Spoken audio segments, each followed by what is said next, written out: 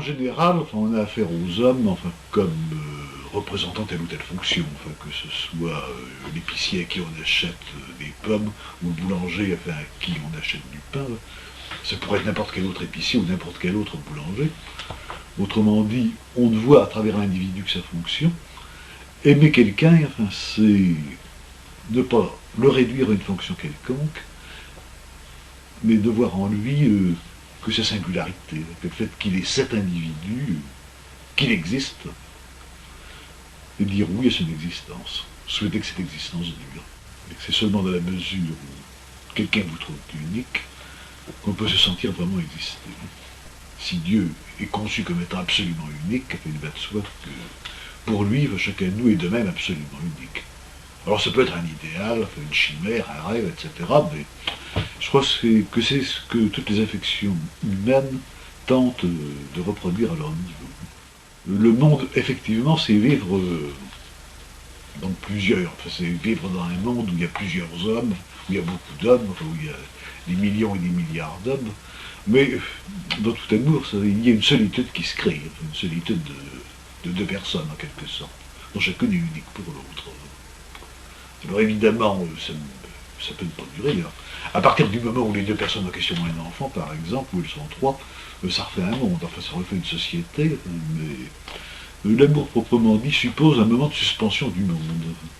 On ne peut d'une façon générale arriver à se tenir debout qu'en s'appuyant sur quelque chose d'extérieur, sur quelqu'un d'extérieur, mais qui ne doit pas être un objet indifférent ou un objet quelconque, qui doit être quelqu'un ou quelque chose d'unique. Il est évident que tout homme finit par être seul, pas ne serait-ce que devant la mort, mais enfin, là encore, c'est une situation limite.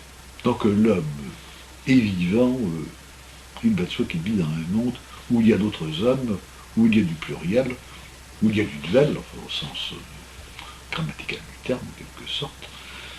Et la solitude radicale, poussée jusqu'au bout, suppose précisément que la vie soit terminée.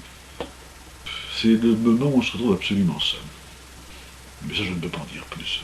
Mais aucun vivant ne peut en dire plus. Vivons avec ce qu'on pensait, avec ce qu'on dit, avec ce qu'on sentit les morts, justement. Mais ce qu'ils ont été singulièrement, ce qu'ils ont été personnellement, là, ça demeure absolument dérobé. Je ne considère pas que l'utilité, ça soit un critère absolu. Disons que j'ai enseigné quand même pendant 40 ans. Bon, j'espère avoir appris et intéressé quelques personnes. J'ai écrit 5 ou 6 livres, j'espère de la même manière avoir instruit ou intéressé quelques personnes. Mais maintenant, est-ce que la philosophie, puisque c'était mon domaine, ça sert à quelque chose?